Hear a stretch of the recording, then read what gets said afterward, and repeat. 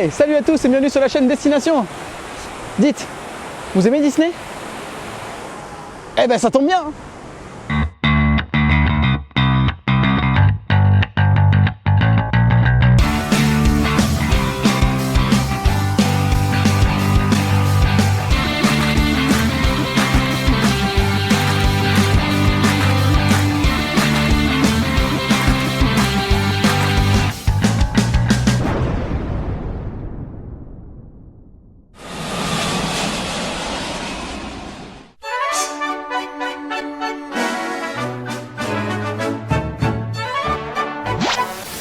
Alors bienvenue à vous, bienvenue ici à Disneyland Paris. Alors aujourd'hui pour un épisode un petit peu particulier puisque au lieu de vous proposer une présentation des lieux, je vais plutôt vous proposer de partir un petit peu voir quelques secrets du parc, des choses que les gens ne connaissent pas forcément. Donc on est parti.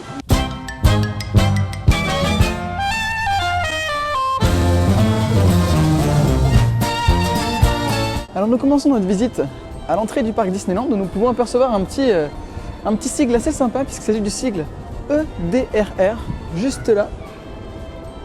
EDRR signifie en fait Euro Disney Railroad, pour chemin de fer d'Euro Disney.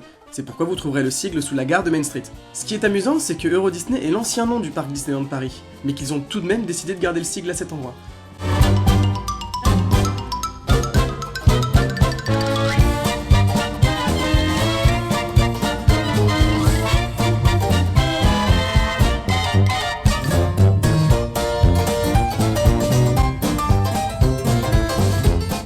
En parlant de Main Street, allons y faire un tour, tiens, et de nuit s'il vous plaît.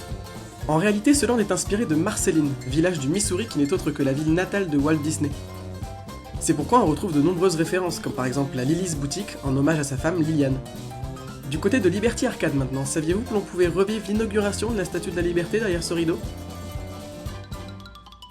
Toujours la Main Street du côté gauche, on peut trouver ici, juste à côté, un vrai coiffeur, le Dapper Dance Haircut, qui est un coiffeur dans lequel vous pouvez réellement vous faire couper les cheveux. Du moment que vous avez réservé à l'avance, bien sûr. Il y a même un miroir avec une fausse moustache juste à côté. Bon, là je me suis foiré, mais en vrai ça marche.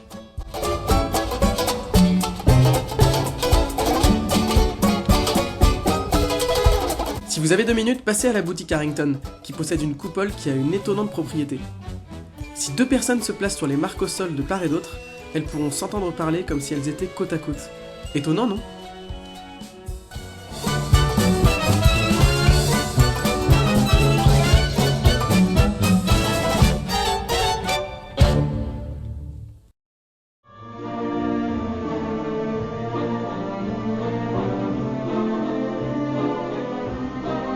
Partons du côté du château de la Belle au Bois dormant maintenant, qui recèle de nombreux secrets. Pour commencer, vous êtes-vous déjà demandé ce qu'étaient ces petites formes dorées sur les tours?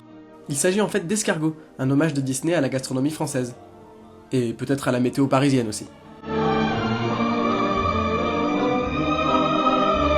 Dans la galerie à l'étage, vous trouverez 2 gardes en armure, mais qui visiblement ne servent pas à grand chose. Surtout n'oubliez pas de jeter un œil aux nombreux vitraux tout les longs des murs du château.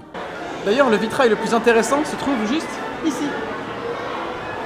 En effet, si vous restez assez longtemps devant, vous remarquerez qu'il change de forme.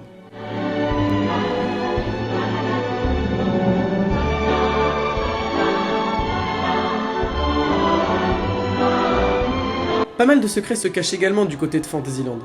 Par exemple, à gauche de l'entrée de Blanche-Neige et les 7 Nains, vous trouverez cette hache, qui est en fait un petit clin d'œil au conte des frères Grimm. D'ailleurs, juste au-dessus de l'entrée, vous pourrez également apercevoir la reine qui observe les visiteurs.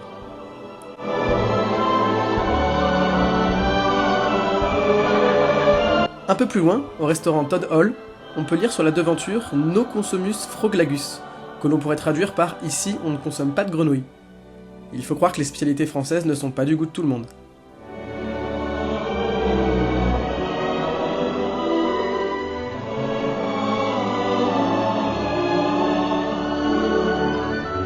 Et le labyrinthe d'Alice alors? Je vais pas vous donner de secret pour trouver la sortie, mais prenez garde à tout ce qui vous entoure. Ce qu'il est intéressant de savoir, c'est que la statue de Mister Dodo, elle tourne.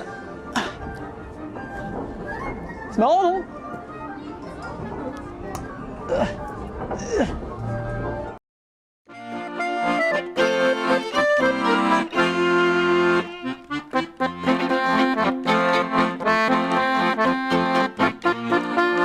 Allez, Allez, fini les princesses et les paillettes, direction Adventureland.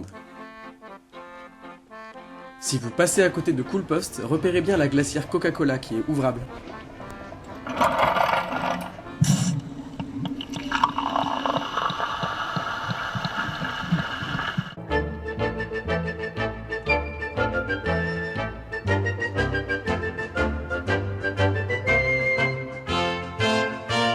En parlant de Coca-Cola, vous saviez qu'ils étaient partenaires du parc? En même temps, du côté d'Adventureland, on peut pas trop le louper. Je croyais que ça buvait du rhum, moi, les pirates.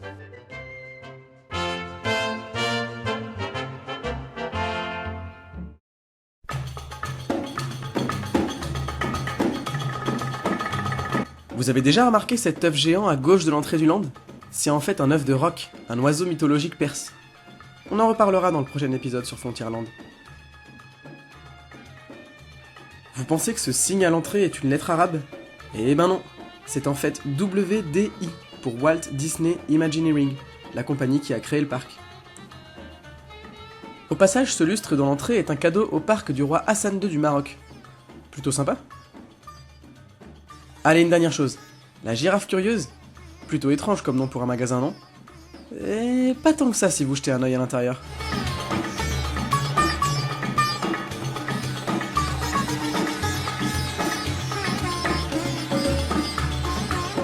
Eh bien chers amis, c'est ici devant Frontierland que nous allons nous quitter. Frontierland qu'on visitera dans l'épisode suivant. A bientôt pour de nouvelles aventures, ciao!